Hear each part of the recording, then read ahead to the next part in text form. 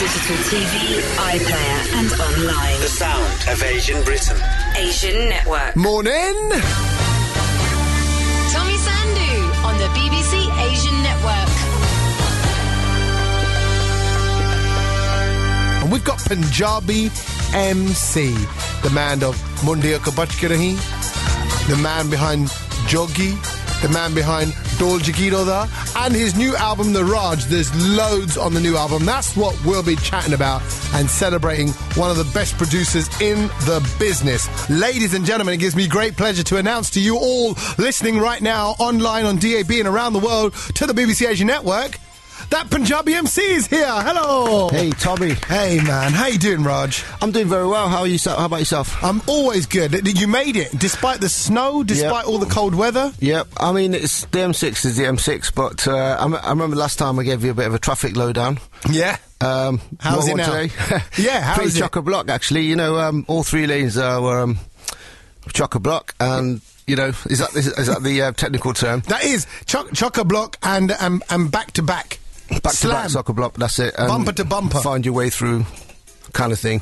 Well, you did really well. You did really well to make it in. I made it in, do you like the snow? Are you a snow lover or a snow hater? Yeah, I mean, I like the snow when it's warm. You like the snow when it's warm? Yeah, you know, when it gets warm, the sun comes out and, you know, it's nice. But in the mornings, it's not so good, I think. No. Were you one for snowball fights as a kid? Yeah. Still am, actually. Still am, yeah. Can people find you on the streets of Coventry having a snowball fight then? Could that happen? If they're on a bus and they see a snowball coming their way, it might be, you know, coming from me, yeah, if it's around my area. What's your technique? Do you take the snow off of the wall? Would you take the snow off the floor? What's the art to a good snowball? You know, you start on the wall, and then when that finishes, obviously you got to start taking it off the floor then, haven't you? Wherever you can. I love it. Get down and day. Hey, listen, congratulations on The Raj. Congratulations on the new album. Yeah, how do you feel right now? You're proud? Very proud. You know, I'm just getting a good reaction all over, worldwide reaction. It's online. It's coming on CD soon. India's great reaction all around. Yeah, very proud of it. Heard you guys like it, so what more could I want, you know? Exactly. Is that what it's about? I mean, because I'd imagine, you know, you've achieved enough now musically. Everybody knows PMC makes great tunes. So is there still like an anticipation in you to think, oh, what's everybody going to think? Are you going to like my work? Does that go through you? Or do you feel like, no, man, I know I'm great? Well, no, I don't know. I mean, there's obviously you want people to like your stuff, and you know, when you go to the clubs and stuff, it's good to hear your stuff playing, no doubt. And you got loads of top artists on this. There's Jelly Manjitpuri, there's Kuldeep Manik, Ashok Gill, Miss Pooja. Those are big names. Yeah, no, Pooja's not on there. Pooja's not on there. We've got the next Pooja on there now. You got the next Pooja? Yeah. I mean, originally I did want to work with Miss Pooja. When Jelly is the man behind her. So when I first approached Jelly to work with Pooja many years ago, he said, no, I want to sing for you. So I said I didn't get an opportunity to work with that at that time.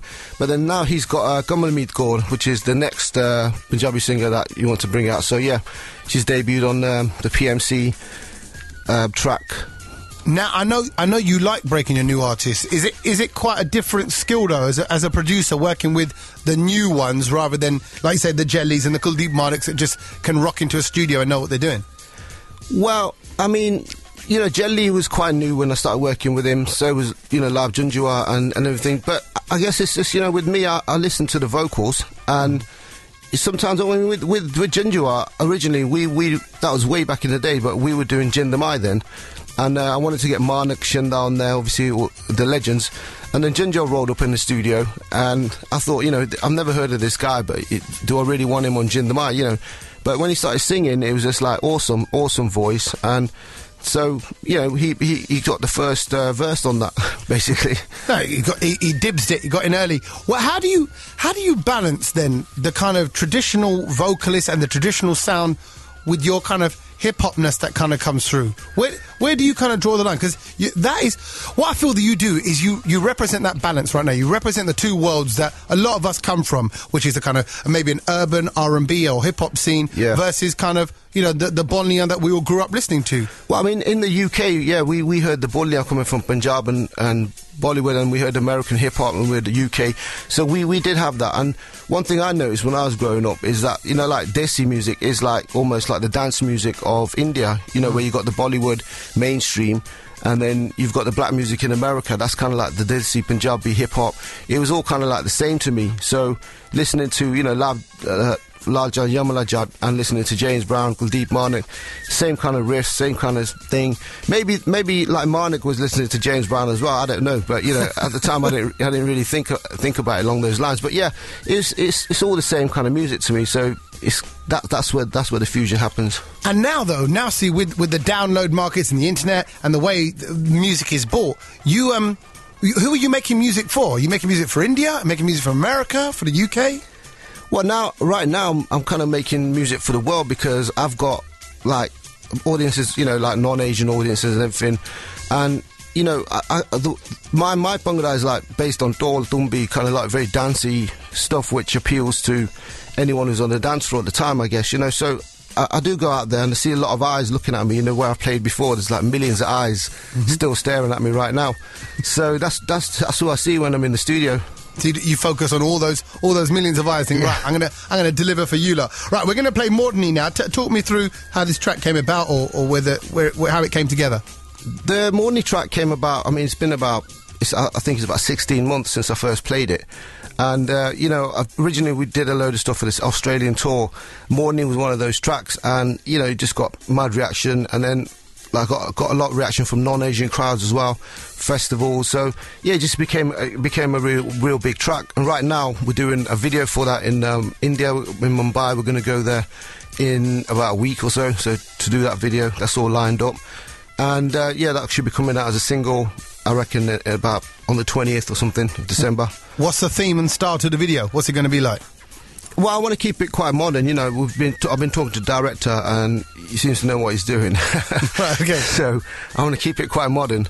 That kind of set in a club kind of thing then? Is it that kind of look you want to go for? I've got a few different ideas, and I'm not sure which one we're going to end up using. But so, I guess it's like, I can't say too much about the ideas, but I've got a couple of good ideas. I wish I knew which one we were going to use, then I'd talk about it, No, it's okay. It's good. But see, that's interesting. It's interesting for me because I think there you are, a week away from going, you're like, I haven't quite worked out which way I'm going to take it just yet. Yeah. I thought maybe all that would be locked down like a lot earlier. Because there's such a big team out there of people. Right. You've got Universal, they want their say.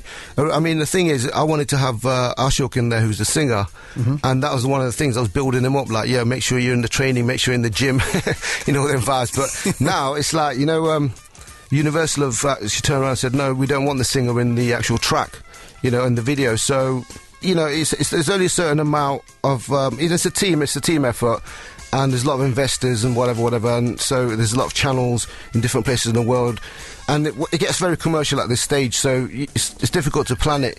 My thing is just making the tracks in the studio, and that's where I've got most of the control, and then after it's been mastered, it's kind of like I let it out to the world, I guess, and lots of politics get involved.